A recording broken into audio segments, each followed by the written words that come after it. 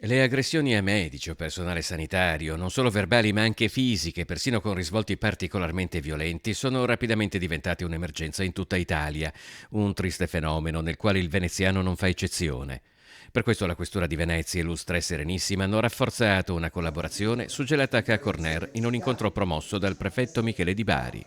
Le ultime indicazioni che arrivano dal Ministero degli Interni sono in questa direzione e la novità potrebbe essere che durante l'estate viene rafforzata la presenza delle forze dell'ordine sull'ospedale di Chioggia e questo per noi è una cosa importante. Il progetto, che interesserà anche altre forze dell'ordine, è sviluppato in fasi successive e fornirà strumenti e linee guida nelle gestioni di casi e situazioni più delicate. Un primo momento con gli esperti sia dell'area sanità sia delle forze dell'ordine, dove potranno confrontarsi e capire come poi articolare ancora meglio quella che è la seconda e la terza fase del progetto, per fare poi una formazione mirata ai professionisti che si troveranno proprio sul campo.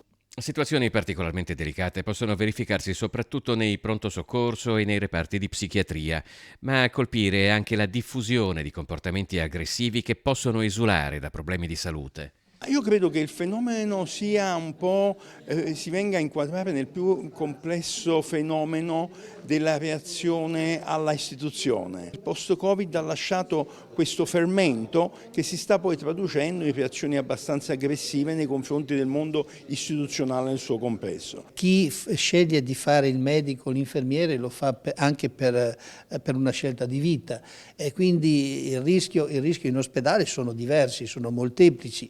Anche il rapporto con le persone a volte può essere un rischio, ma come per noi anche per le forze dell'ordine, per i vigili.